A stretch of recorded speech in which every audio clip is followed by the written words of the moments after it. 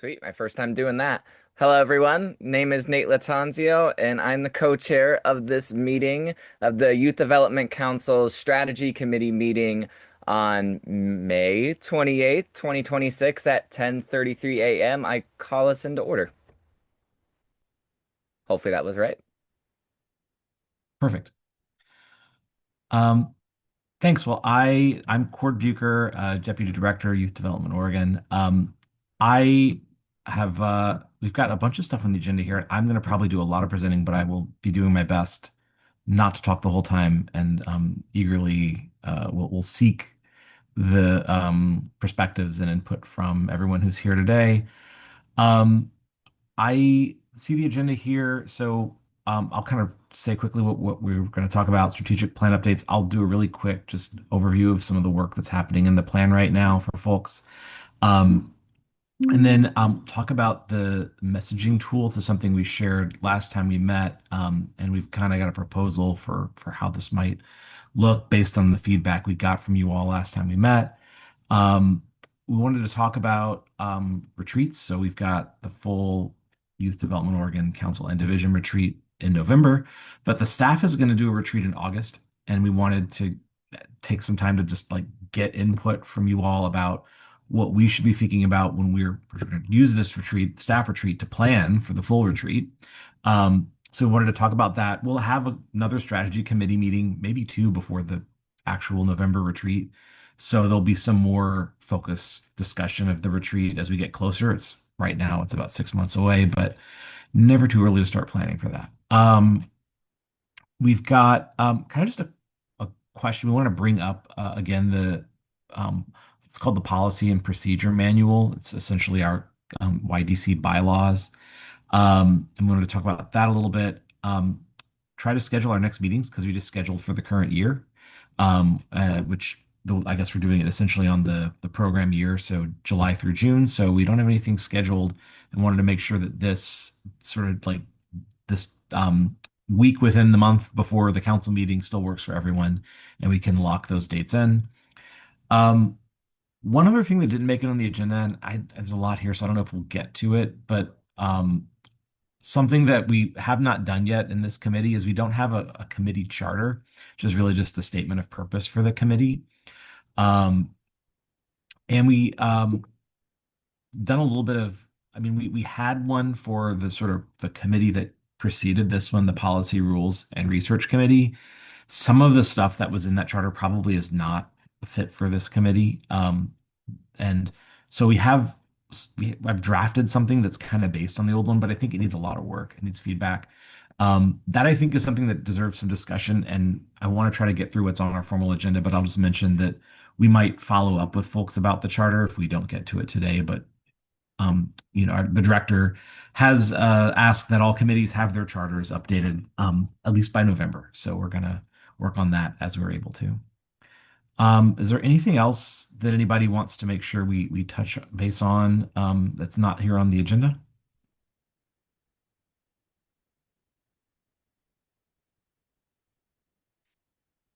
If not, then I will. I actually have. So I've got some slides. So Melissa, I can share slides because I have not shared these with you yet. Um, Trying to find. Oh, hi Daniela. Thank you for. Do we don't have to take roll, do we, Melissa? Okay, we did not. So thank you all for being here. I've been in Teams all day. I always lose the share button when I switch. I'm gonna request to share, Melissa, if you get that. Looks like I've got it. Awesome. Thank you.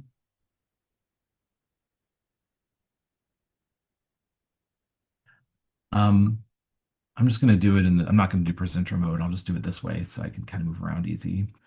Um, I'm going to try to quickly talk about some of the strategic plan work. I'm going to be sharing an update, I believe, at the council meeting in a few weeks, so I don't want to spend too much time on it, but I did want to give folks here a few updates. One of the things that we're excited about at the council meeting is we have some new council members who are joining, recently appointed, who will be joining us for the meeting. One thing I'll say about the recruitment strategy, and Melissa, if you want to say more about this, please do, but I know one of the things we're really working on is trying to pay a lot of attention to the required roles. We have a number of roles that council members have to fill per the our state advisory group function as under the Juvenile Justice and Delinquency Prevention Act, or JJDPA. Um, and so we're trying to make sure as we're recruiting folks, we're really like checking to see which roles folks might actually be eligible to fill. Sometimes we can recruit intentionally, but sometimes we find out that someone has experience or can actually fulfill one of those roles where we might not initially realize it. So I know that that's one thing we're trying to incorporate into our recruitment to make sure that we're fulfilling all the requirements of the state advisory group composition. Melissa, did I say that fairly correctly? Is that all? You did. There's so many layers to what we look for when recruiting, but that's where we start with our statute and with the state advisory group requirements. Thanks, Gord. Yeah, and it probably is something we should always have had sort of front and center, but I think that we've had a lot of turnover actually of folks who fulfilled a number of the required roles. So we're having to really like pay attention to that. We also, as I think most folks know, had an audit recently from the Office of Juvenile Justice and Delinquency Prevention, the feds. So we're really paying a lot of attention right now to fulfilling all those obligations. Um, so, partner engagement piece, I'll just say quickly that we meet regularly with ADPC, but something that we have been doing is sharing a lot of information about our grants to try to identify where our grants are supporting substance use prevention. It's not something that we actually capture a lot in our reporting. It's not something we require in our grants, but we're actually also working with ADPC to ask some questions and are working on an RFA now for the Safe Communities for Youth grant that I'll mention in a minute, where we're trying to get their consultation on how we ask about services and supports around substance use prevention and treatment, to really align what we're asking for with the sorts of things that they might be looking at when they're trying to identify different programs, different state grants, essentially, that are supporting that work. So that's ongoing. The OJJDP 3-year plan, probation reform work. I know there's some initial conversation that's been happening in the Juvenile Justice Committee. I'm not sure. Maybe we have some folks from that committee here. Is there anyone in this group that is probably more familiar than I am with that particular project?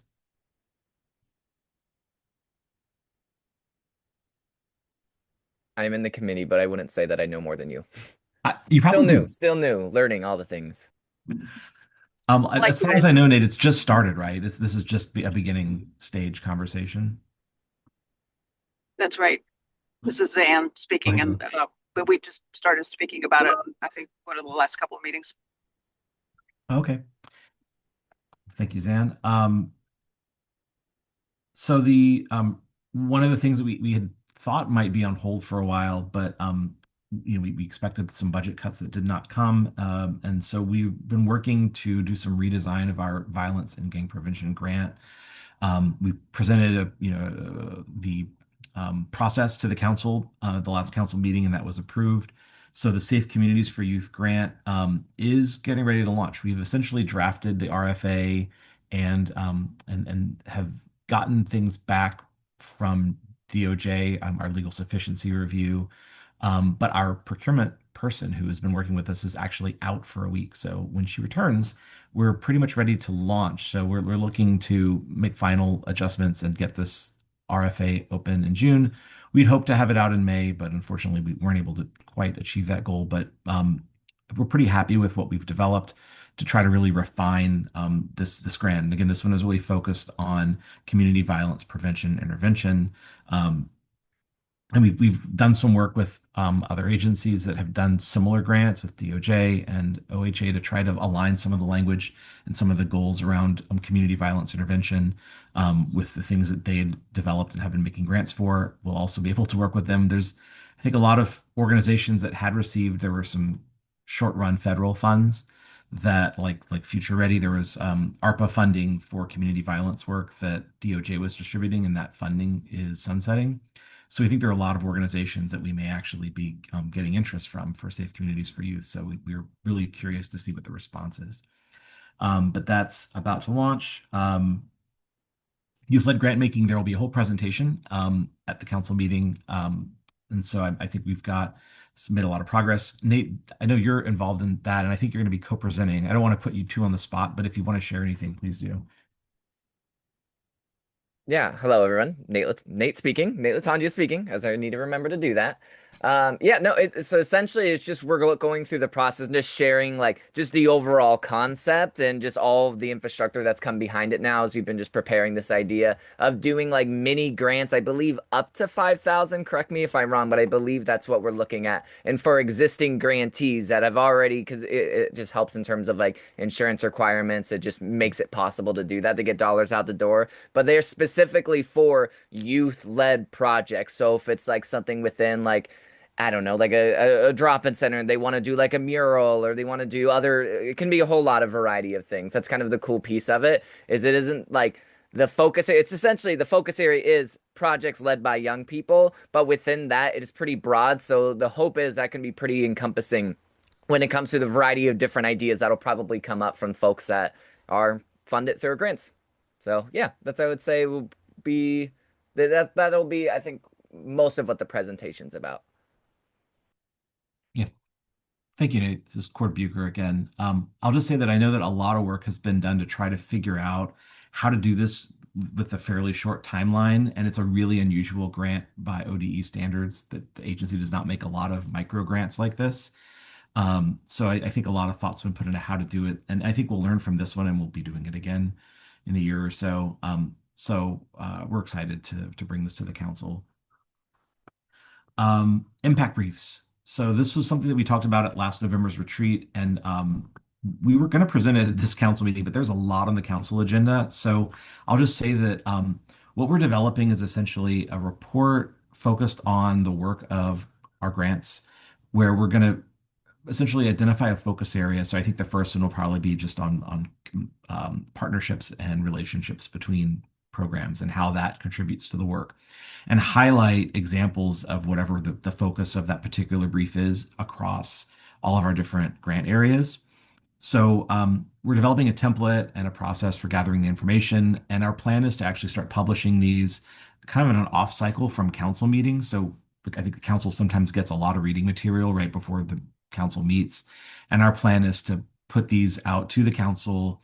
I think we're looking at probably August, so maybe a month before the council meeting, so you get some time to read it. It's not going to be too long, but we're going to be trying to compile a bunch of information, really using the narrative reporting that we get from our grantees to start to tell kind of more coherent stories about the kinds of things that are happening in the work across the field. So we're excited about this, and I think it kind of achieves something else that was in our strategic plan, which is trying to take all the information we get in our reporting from our grant recipients and actually turn it into something to put something back out to the field.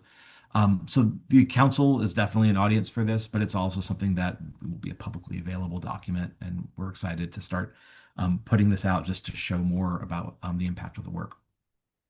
Last thing I'll mention is that we're continuing to work around our data collection and reporting timeline. We'll be reporting on our re-engagement grants at the next council meeting. And I think we shared this timeline with the council. So just getting more structure built into the way that we're dealing with the data that we collect and bringing things back to share them. So there's just kind of a quick progress report on the strategic plan. I think there may be a few things that folks are, if there are projects you're interested in and have questions about, I could pause for a second if it's something you don't see here, or if you want to know more about any of the things I've got listed.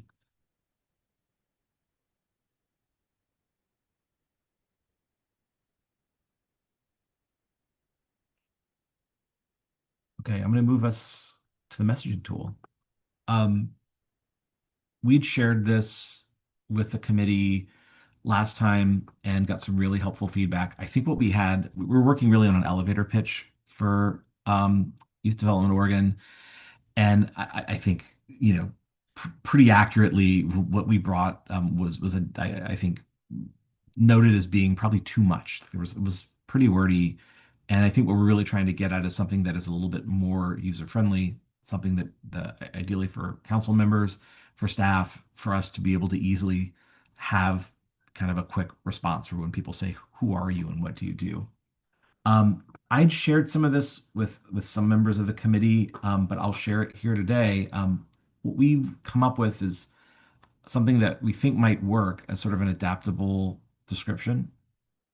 So I've put it up here. So um, essentially, it's a three-part elevator sentence. Um, it describes who we are, how we do the work that we do, and a simplified version essentially of our mission. So Youth Development Oregon is a state agency that, and in this example, invests in communities to support youth well-being and success. And this is really meant to be something that is a little bit adaptable. So it's easily changed to fit the audience. Here are some examples of different things that we do, but where that middle section can change, the first piece and the last piece can more or less stay the same. So I'll just put this up here. So basically what we're trying to bring to you is there a sentence, and does this sentence work as something that we can use and adapt for any conversation where we have to describe ourselves in a quick and easy way that folks will understand.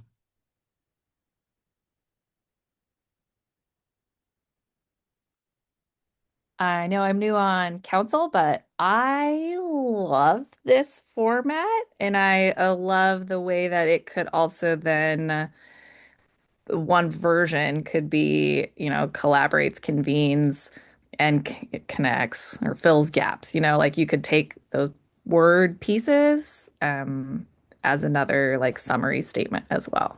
But when it was a blank, I was like, what's the blank? But I really appreciate the examples here.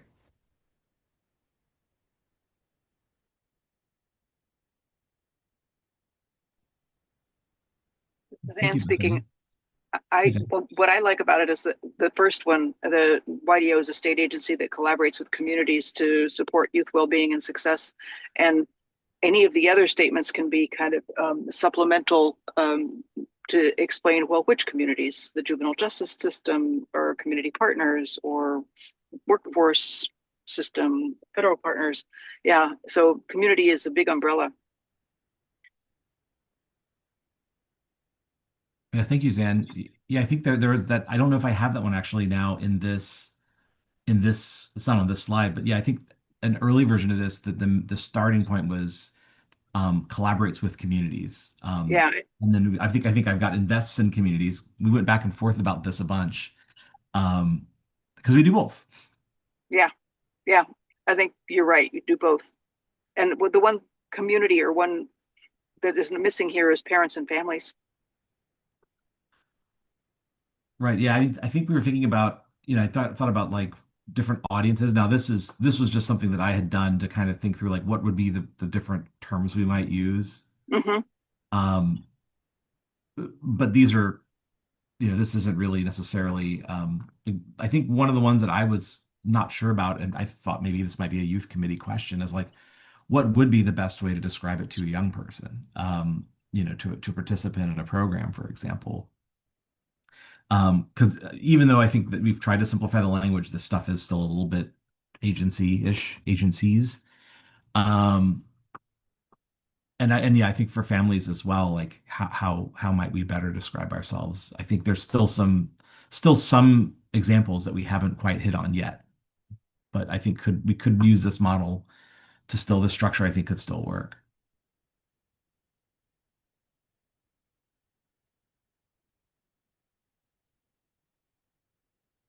I'm going to skip over. I had some additional slides because I had used this for, we were presenting this to staff a little while back.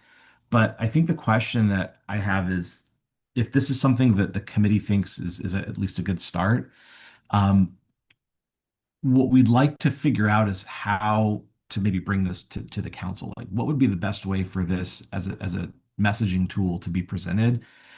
I feel like the slides are maybe not the ideal thing. I was literally thinking, I was telling Melissa, like, I kind of want to make a wheel so you could like turn it and you could have all the different things and just flip the wheel to the particular, action that you want to have given the audience. Um, I don't know if we're going to have the production capacity to make wheels for everyone? Maybe. But I guess I'm wondering like how best, if the committee has some thoughts on like how we can maybe bring this. Is this something we would maybe work with in the November retreat, for example, in terms of like presenting it as a tool to the council to use and to kind of adapt? Hey, Nate.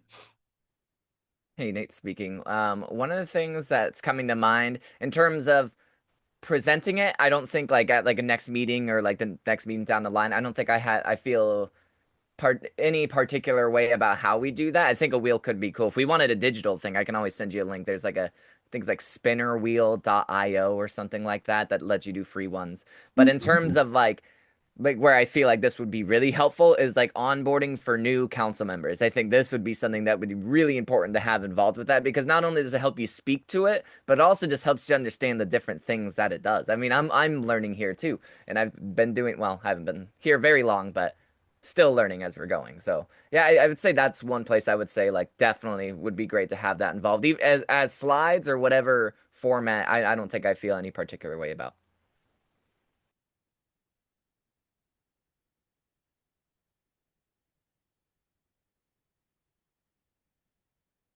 Awesome. Well, thank you, Nate. I'm gonna go look at that spinner wheel tool. Maybe a digital spinning wheel is a good. We can see if that actually helps people to engage with it. Um, and yeah, I mean, Bethany, I forgot that you're now here as a council member. I feel like you've been a guest at our meetings so often. So I guess is this your first official council meeting as a council member? Yes. Oh, Yes, it well, amazing. Congratulations. We're very happy to have you here. So I mean, so I guess you can speak to like that. I imagine hopefully what Nate said resonates with you that you're seeing this and it's like, oh, this is helpful to get here at the beginning. Yes, and Bethany speaking here. I think that's one reason why I like it is because I do like Per also said, the ability to kind of insert the audience that for the audience you're speaking to. Are you talking to someone about the federal investment that addresses juvenile justice and workforce? Are you talking about community partners, and the breadth of it? So I appreciate, but I also, when you're talking of a wheel, I love it. I love images and infographic ideas and looking at like the impacts that all of these statements can be tied to was another kind of piece of sharing this out that I imagined of like how it relates back to strategic plan and the work that YDO does. Awesome. Thank you. Uh, Cord Bucher again. Uh, I guess my you know last question is are there any sort of like changes or just feedback anyone wants to add? Otherwise, I think what we'll do is continue to work on developing this into something that we could make accessible to the full council. And I don't think we're going to try to present it in June or anything.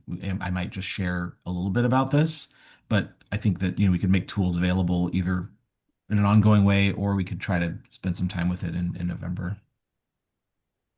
Cord, this is Daniela Avila. I just have one suggestion, and that was kind of circling back to the original, taking our language, the original language, and kind of getting more granular like this. I appreciate it. And I also think that there's an opportunity to kind of have that, like we had said earlier, that overarching, YDO collaborates with X, Y, and Z, right? Not to entirely remove it. So I guess I just wonder if there's a space in here that we can put back kind of that overarching umbrella language so that we could, have that as a resource.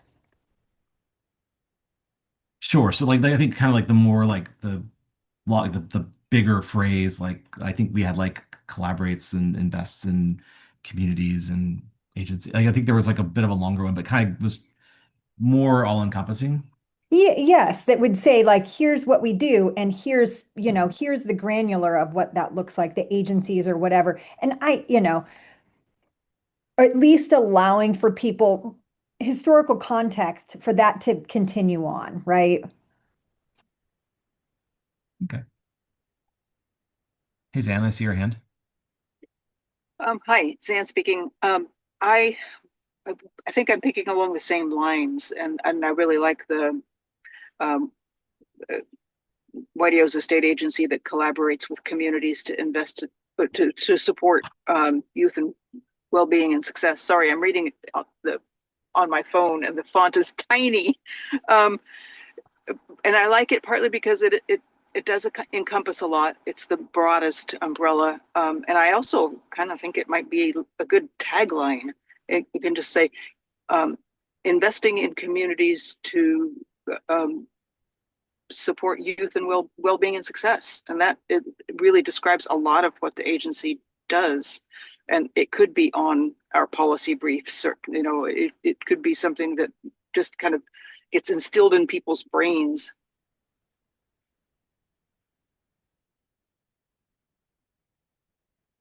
Thanks, Anne. Court here. Yeah, I think I appreciate that feedback. I think we could definitely develop it where we sort of have like maybe a kind of like the marquee description, and then give folks the ability to adapt it and and kind of focus in on certain areas depending on the audience.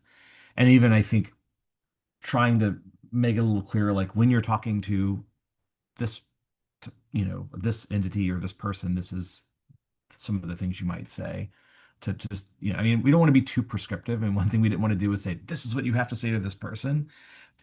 But we're trying to make it easier to know what to say if you're like, I'm not sure what they're going to be interested in. Bethany here again.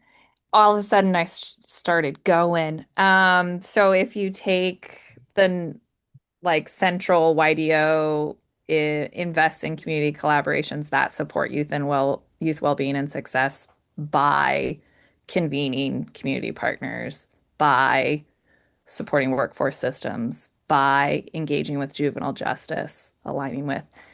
That might be a piece where you can keep your central nugget and then pull in the how. Is just one thought.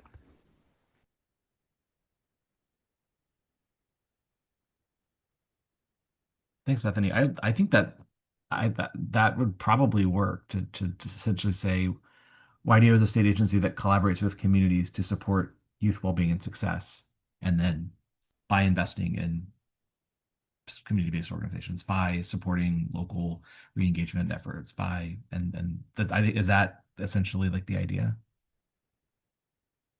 We could come up with a way to do that too. Yeah, this is Danielle again. I think that that's great. And it's certainly not exhaustive. I think that's like we're trying to provide some examples, but it's not exhaustive because there's so much, the breadth and depth of this work is so big, right? And so maybe just even reiterating, like, we're not going to have every example here, but here are some key examples that we're really talking about. Mhm.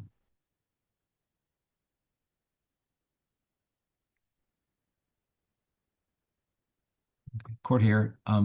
Thanks. That's really helpful. I'll take that and I think continue to work on this. It feels like we're going in the right direction. And I like this. I like these additions, and I think that we can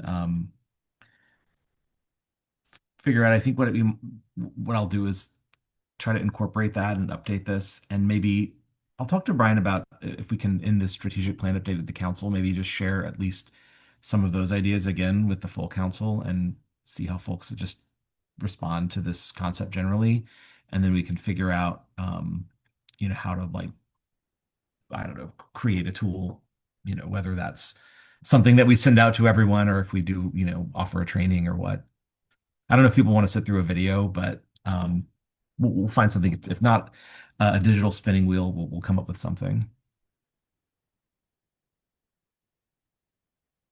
Um, well, thanks everyone. More to come, and certainly you can use this now.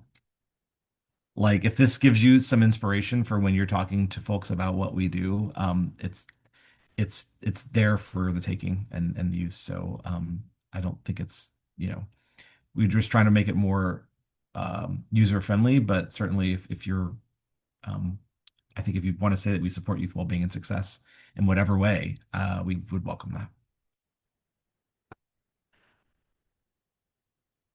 I'm not going to ask everyone to take turns saying this to each other, unless you all want to, but I will not do that to you.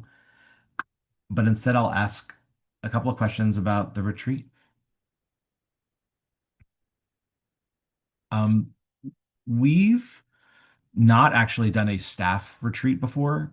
We've always done the big YDO retreat with staff and council together, and we decided this year we should try something new. So we're all getting together in August, and we have a few things we're going to do, but one of them is to plan for the November retreat. Um, so I wanted to just take a minute to open the floor for any sort of thoughts folks have on, it's a long way away, but for those of you who attended last year's retreat, if there are things that you want to make sure that we do again, or things that you would suggest that we improve for this year, or any topics or activities, other considerations that you want to have us thinking about.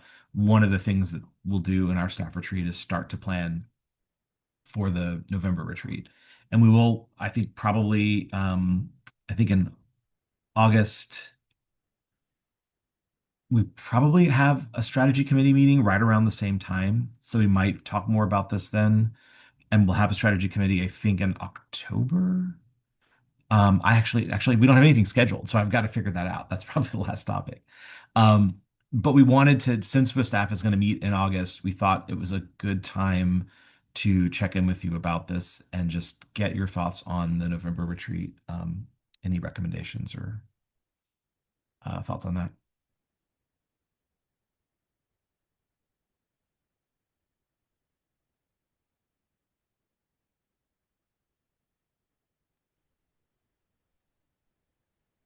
Daniela here. Last year was my first retreat, as you know. I thought it was well done. I appreciated the kind of ebb and flow of the different types of information that were available, the different types of presentations. It was helpful for me as a first timer to really get a depth and, understanding of what was happening. So I don't necessarily have any suggested changes, although top of mind, I don't remember everything that was covered. I just appreciated what was covered. Thanks, Daniela. I didn't see whose hand went up first, but I do see both Parasa and Nate. Do you want to go, Nate, and then I'll go? Sure, yeah, that works. I don't have a ton. I was just gonna say, really, I did like last year's retreat quite a bit. I love that it had, I think it was like the in-person and like virtual blend, which I mean, I had to do virtual both, but still within that, like I still really liked it and just the way it was set up. And I think in terms of things that I could see, I wouldn't say necessarily like, because I think we had it, but one of the things that I found particularly valuable was like any like presentations or any of the topics that we go through, like leaning into engagement and getting folks talking with each other and go breaking out into small groups and coming back and debriefing whole group, things like that. I found, I mean, I guess I'm biased because I facilitated and that was one of the things that we did and that felt like that went really well. Um, so yeah, just prioritizing engagement for folks that are there in person and online. And yeah, I mean, shameless plug. If we want to do any more deep dives into youth voice leadership, those type of things, I'd be happy to participate in whatever facet would be helpful. Just building off of what Daniela and Nate had shared, I also really appreciated how it was structured.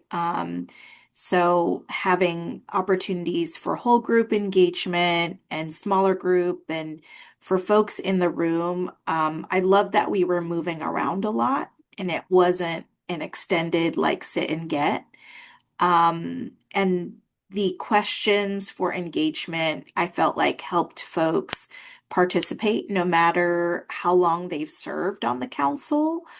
Um, and the other thing that I really appreciated was, when we were reviewing updates to the guidance and protocol, for example, it was helpful to see how far we've come as a council. So I think if there's also tangible things that we can reflect on and celebrate where we've made progress on our strategic plan and so forth, I think that'll be really important.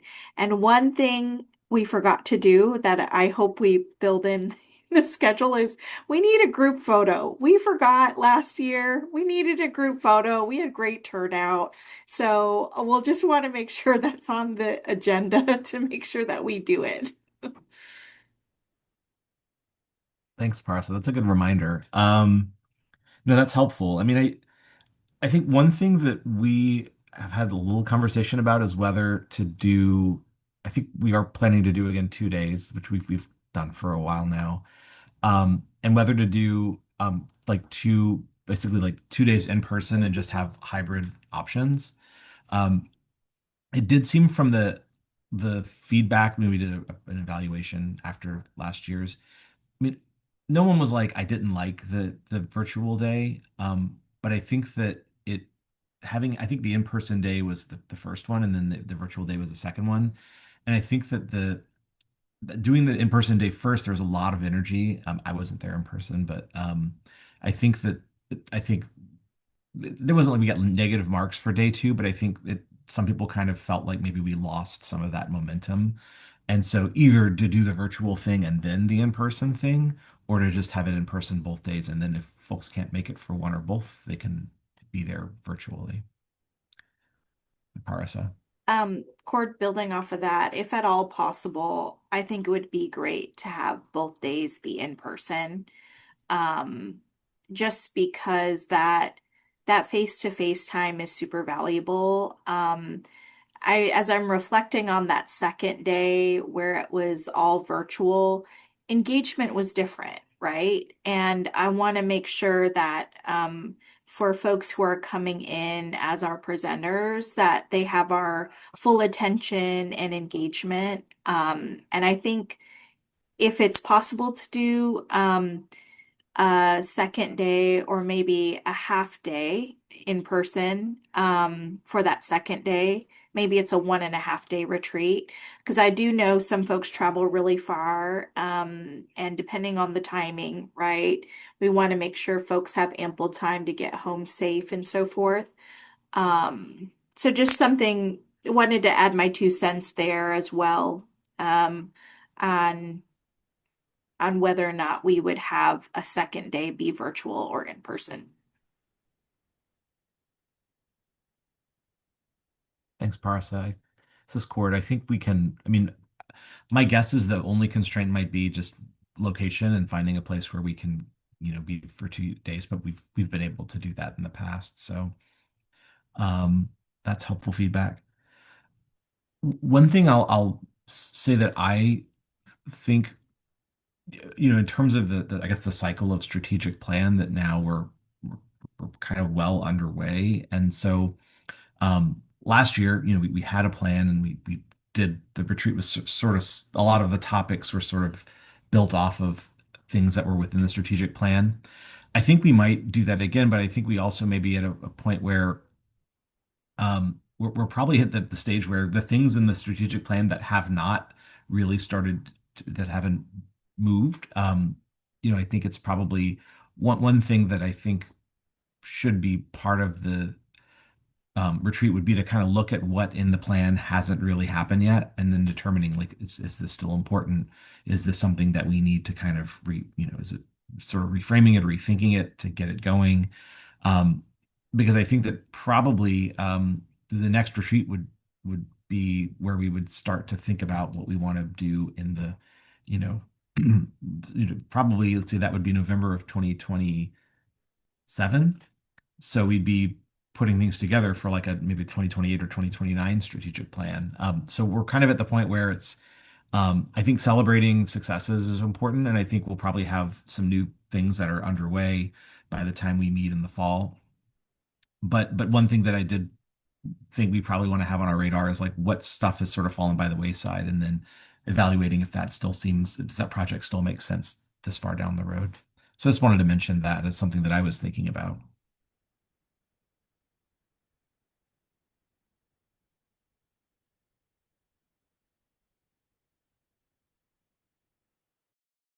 I mean, last year we had SOCAC and ADPC presentations. And I don't know if Anna, if you're still here, but I think we'd probably, of course, invite our friends to join again. If they want to drop in. I think it's great to have other partner agencies even, attend for parts of the retreat. But are there partners, agencies, or anyone that folks feel like we ought to be inviting or including or hearing from?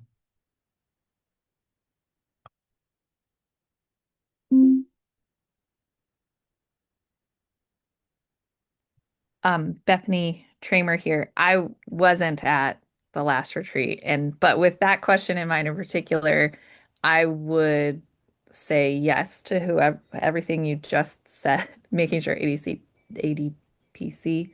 Um, and like Department of Ed, I mean, when you're looking at like youth well-being and success, I think there's crossover investments in a lot of state agencies. So I would hope that those that have that crossover in this realm would have an opportunity to kind of be a guest into those conversations of how are they investing in youth well-being within their agency plans potentially. Thanks, Bethany. I was going to look for something. I've got my screen share, and I was like, I better not look for it now. But you did actually like set off a thought for me, which was that we've never actually asked like someone from ODE specifically to come to our retreat. And I think the first thing I thought of when you said it was I cannot remember. There's a new acronym. ODE loves office acronyms. The office that is now Alt-Ed and charters and recovery schools. If anyone knows the name of this office, please help me out. Um, I think that would actually be a very interesting group to hear from because I feel like that work does definitely intersect with a lot of what we do. We fund a lot of those schools and organizations. Um, does anyone know what it's called? It's a good acronym too. I can't remember it.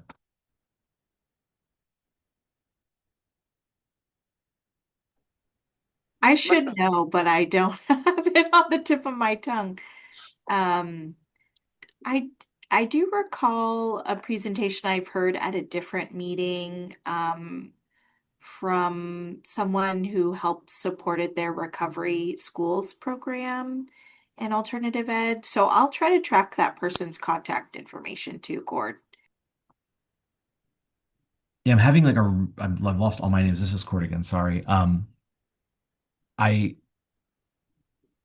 I'm really struggling right now because I also know the person. I can see the face of the person who is the director of that, or the I think I don't know if it's a director or an assistant soup for that unit, but I'm just like totally spacing it. So I'm not going to say any more since we're in a public meeting that's being recorded. But I cannot recall. But I think they would be great. So I like that suggestion, Bethany. And if there's other ODE units that folks are thinking of that we should consider, like that would actually be pretty interesting to try to really collaborate with them around the retreat. Yeah, this is Daniela. There's a couple people that come to mind for me. Somebody from the WIBS, because we are doing a lot in the job and work readiness, and obviously that's a huge space for them as well. So maybe I think Heather, or what's her name? The state lady. It's not Heather. It's something else. Anyway, I can picture her as well. And then I'm also thinking about maybe the summer and after school learning team. There's just so much crossover. I mean, it could get really dangerous, right? Like there's a lot of crossover that's happening. Maybe we could like put a whole list down and then strategically start inviting them to a couple. Yeah, that no, that's I mean, I think the workforce stuff is really interesting. I mean, we've been paying some attention to the pretty major changes around youth workforce funding. Um, and we're trying to kind of just have some conversations to try like just trying to understand if there might be what the youth workforce strategy for the state might look like, or is there one, or is there one evolving out of this?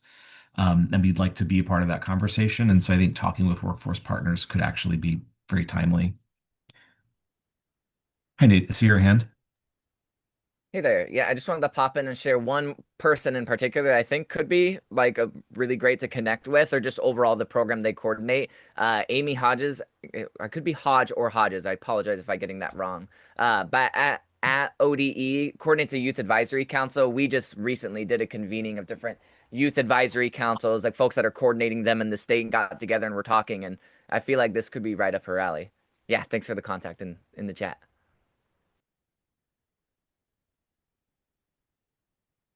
Thanks, Nate. Cord here.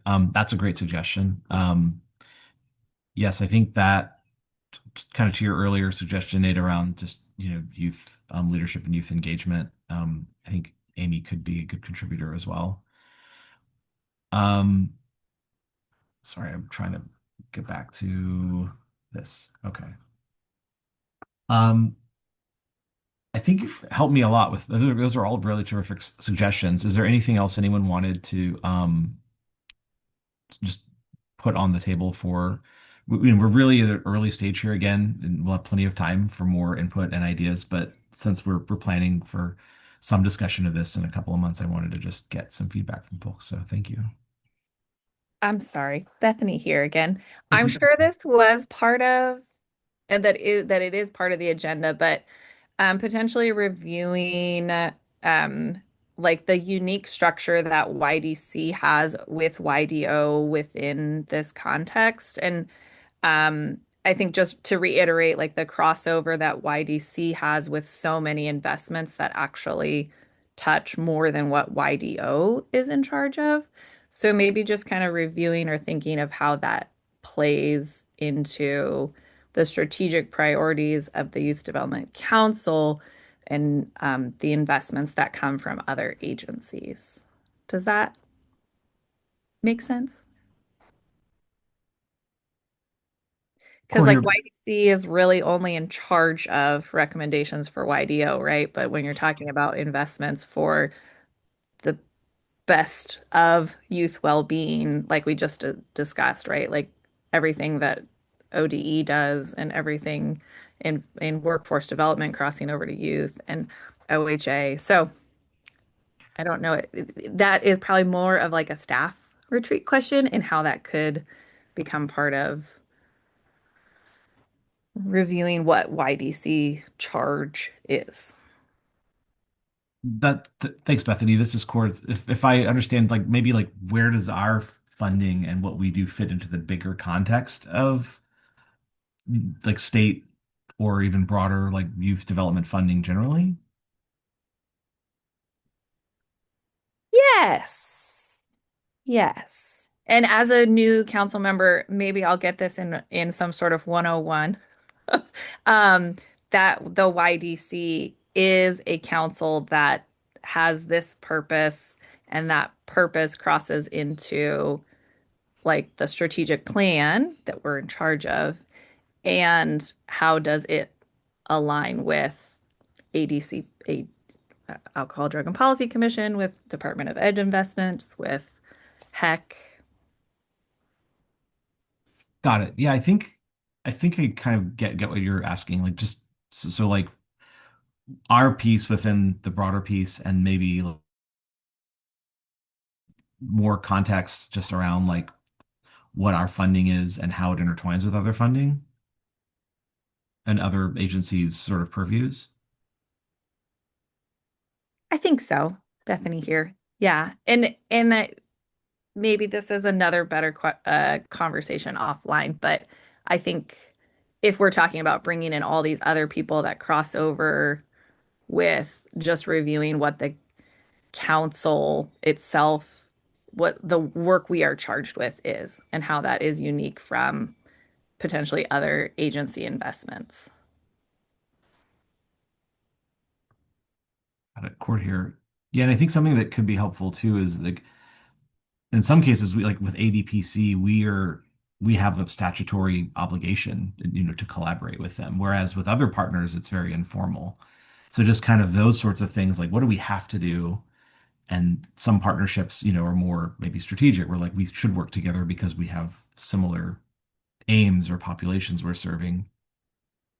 Um, and maybe this actually is kind of a helpful segue to the policy and procedure manual conversation, because it kind of sounds like we can definitely talk more about this, Bethany, but I feel like this is maybe more of like just you're sort of trying to get a sense of like the universe within which you, as a council member, are operating.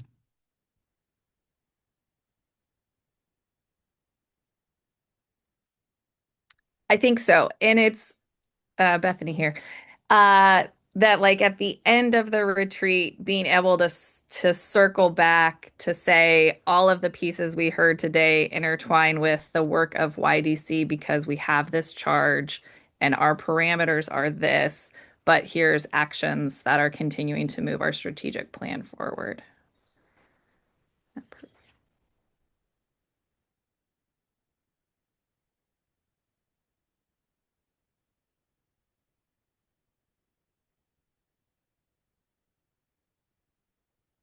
I will I'll check back with you to try to make sure that I capture this well. Um, but I think I think that definitely is a goal of the retreat when we bring in folks is to try to like use it as an opportunity to really like dive deeper into like why we're working with what our work looks like when it comes to these other agencies or entities that we're connected with, really to tie it back to the strategic plan. Um, so I mean, we'll continue to certainly if folks have other ideas or input along the way, please like, let us know. Nate? Hey, one last thing. Sorry. And now, of course, as we're moving away, I was like, idea. It came up. So I was like, okay, I figured I'd share it. And yeah, it's not fully articulated yet. But one of the things I was thinking that could be helpful is, and I think this would require just like connecting with a lot of different stakeholders, especially if it's all about youth voice. I feel like it makes a lot of sense that like there's some sort of mechanism to hear from either youth advisory councils or other means of hearing from youth. Like essentially what are folks saying? What are folks saying like are areas that they want to see different state agencies or us or grants to focus on supporting? I would be curious if there'd be a way like, because I know locally that's something we could do. I'd imagine there's other means in other areas as well, not all areas equally, but being able to help center that youth voice directly from young people, I think could be something pretty cool. I know we've done like panels in the past, which I think could be helpful. And within that, I didn't know if I just figured I'd throw the idea out there. I can send an email and kind of share a few more ideas on that train. But I just figured I'd throw that out there just in case we can create a mechanism from hearing from young people that can inform, like, okay, the way in which we go about our strategic plan and inform our future strategic plans and things like that. Thanks, Nate.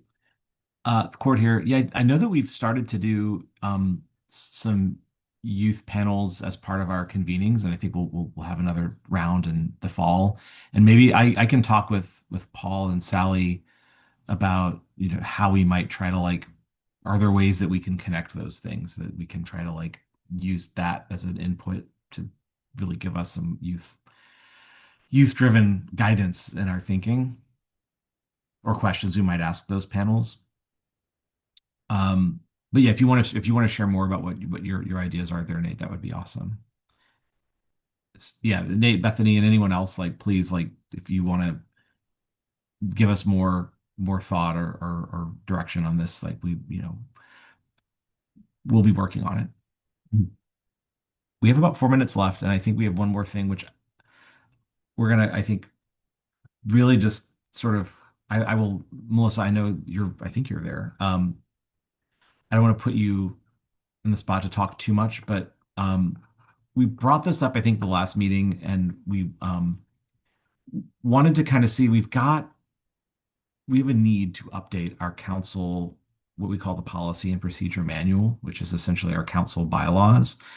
They were last updated, I think, in 2021. I don't think that there's anything that's like egregious, but I think that there are some things that we've identified that could be improved in terms of just clarifying some of the direction for council. I think our question is this something that we should work with in committee? Are there folks on the committee who would be willing to work on this? I don't even know. Is someone controlling my computer? What on earth is happening here? I'm not even touching anything. Just stop this. Um, I um, I don't really know that we need a ton of work on it, but I think that one possibility was to um, put together like a work group and have a couple of work group meetings. We would have to, of course, go to the YDC chair about this to create a work group. But I just wanted to ask the committee if any committee members are interested in updating the council bylaws. If it's something if any of you are interested, then we'd like to ask your help on it. And then we don't have to do it in the committee, but we could essentially put together a work group to try to tackle that. Ideally, it would be nice to have updated bylaws by the retreat, although that might be a pretty fast turnaround. So we might just be talking about them at the retreat and sharing what we've done so far. But I see, Nate, you've expressed some interest in the chat. Thank you. I have not been tracking the chat. Zan, Daniela, I mean, we only meet once every 3 months, so it probably would be good just to put something together on the side so that we can just dig into that one topic. So those of you that have expressed interest, I think what I'll do, I'll talk with Brian, and then Parasa, you'll probably get a request for us to convene a work group, and then we can invite anyone from the council who's interested, and we'll get some staff. And essentially, we'll just look through what we've got and identify things we want to update and just do a refresh because it's been about 5 years. Okay, well, that was easy. So no additional work here now. And then I know we've only got a minute, but I know we have a guest here still, so wanted to open up to public comment. And KG, you don't have to have public comment, but you're welcome to if you'd like to share anything.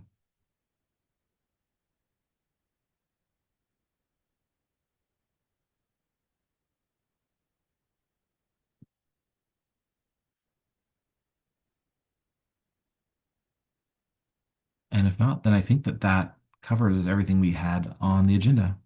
Yeah, thanks for being here, KG. Well, Nate, I will pass it back to you. Or Daniela, I think you're also a co-chair, if I'm not mistaken. So either one of you could adjourn our meeting today. Nate, it's all you. I was gonna say rock, paper, scissors. No, all right. All right, sweet. Hello, everyone. Nate Latanzio speaking. I will move to adjourn this meeting at 11:30 a.m. on May 28th, 2026. Thank you so much, everyone. Thank you. Thanks, all.